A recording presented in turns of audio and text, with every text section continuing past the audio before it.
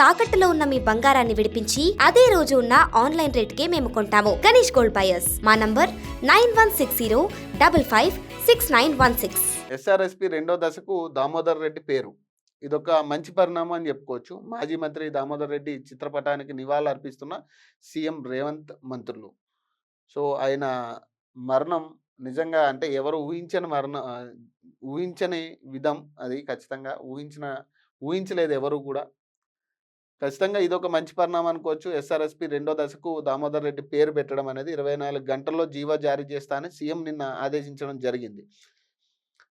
శ్రీరామ్ నగర్ ప్రాజెక్టుకు రెండో దశకు మాజీ మంత్రి దామోదర్ రెడ్డి పేరు పెడుతున్నట్టు సీఎం రేవంత్ రెడ్డి ప్రకటించారు. 24 గంటల్లోనే జీవో జారీ చేస్తామని స్పష్టం చేశారు. సూర్యాపేట జిల్లా తుంగతుర్తి మండలం కేంద్రంలో ఆదివారం నిర్వహించిన దామోదర్ రెడ్డి సంతాప సభకు సీఎం హాజరయ్యారు. ఈ సందర్భంగా ముఖ్యమంత్రి మాట్లాడుతూ దామోదర్ రెడ్డి తన జీవితం అంతా ప్రజల కోసమే కష్టపడ్డారని కొనియాడారు. సో మళ్ళీ ఈ మంత్రుల విభేదాలు ఇంకా పెరుగుతున్నట్టుగా కనపడతా ఉన్నాయి కాంగ్రెస్ పార్టీలో ప్రధానంగా. యాక్చువల్లీ మంత్రులు చాలామందికి యాక్చువల్లీ వాళ్ళు చెప్పాల్సింది పోయి వాళ్ళ విభేదాలు క్రియేట్ చేసుకున్న పరిస్థితి మంత్రులకి పడని పరిస్థితి కనపడతా ఉంది. మొన్న పొన్నం ప్రభాకరు తర్వాత లక్ష్మణ్ కుమార్కి జరిగిన విషయం మనకు తెలుసు. అలాగే కొండా సురేఖకి సంబంధించి పొంగులేటి శ్రీనివాస్కి సంబంధించి జరుగుతున్న విభేదాలకు సంబంధించి సో ఇవన్నీ కూడా సమస్యలకు కేంద్ర బిందువుగా మారుతున్న మంత్రులు. దీనివల్ల పార్టీకి చాలా ఎఫెక్ట్ అయ్యే పరిస్థితి ఉంటుంది. అది కూడా యాక్చువల్లీ ఇంటర్నల్గా కూర్చుని మాట్లాడుకోవాల్సిన అంశాలు ఇవన్నీ కూడా.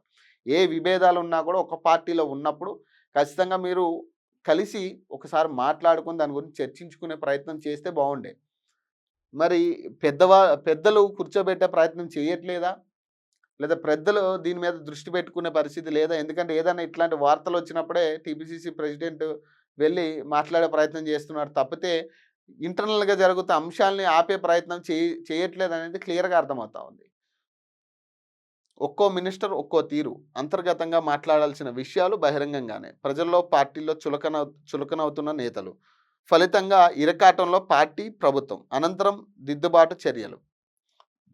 ఇక తప్పదిగా ఇప్పుడు ఇంత ఓపెన్గా బయటకు వార్తలు వచ్చినప్పుడు దిద్దుబాటు చర్యలే చేస్తారు ఖచ్చితంగా ఎవరైనా కానీ. ఇక అదే పరిస్థితిలో కనపడతా ఉంది. దిద్దుబాట్లు చేస్తూ ఉన్నారు. అప్పుడేదో గొడవ అవుతుంటే వెళ్ళి ఇద్దరిని కూర్చోబెట్టి మన పొన్నం ప్రభాకరు లక్ష్మణ్ కుమార్కి జరిగిన ఇష్యూలో ఇక లక్ష్మణ్ ఇంటికి పోయారు, టీపీసీసీ ప్రెసిడెంట్ ఇంటికి పోయారు. ఇక కలిసి టిఫిన్ చేసిర్రు. ఇక అయిపోయింది. ఇక ఇక్కడితో నేను సారీ చెప్తున్నా అని చెప్పి పొన్నం ప్రభాకర్ సారీ చెప్పడం జరిగింది. ఇక అక్కడితో అయిపోయిందని అనుకున్నాం. మళ్ళీ నిన్న వివేక్ వెంకటస్వామి లక్ష్మణ్ కుమార్ ఇద్దరు మళ్ళీ తిట్టుకోవడం జరిగింది ఓపెన్గా. ఏం జరుగుతోందంటే మంత్రుల హోదాను మెయింటైన్ చేయలేకపోతున్నారు అన్నట్టుగా కనపడతా ఉంది నాకు. వీళ్ళకున్న హోదాని ఆ మెయింటైన్ చేసే పరిస్థితి కనపడట్లేదు. మరి దీన్ని బట్టి ప్రజలు ఏం అర్థం చేసుకోవాలి? ఇప్పుడు నిన్న వివేక్ వెంకటస్వామి నేను మాల కులస్తుని కాబట్టి నన్ను కించపరిచే ప్రయత్నాలు చేస్తున్నారు అంటున్నారు. మరి ఈ రకమైన వ్యాఖ్యల్లో అప్పుడు మాల కులస్తులు అంటే మరి మిమ్మల్ని మీ మాల సంఘాలన్నీ మిమ్మల్ని ఫాలో అవ్వాల్సిన పరిస్థితి కదా. మీరు ఇట్లా మాట్లాడితే ఓపెన్గా మళ్ళీ మాల సంఘాలు ఎవరిని ఆదర్శంగా తీసుకోవాలి?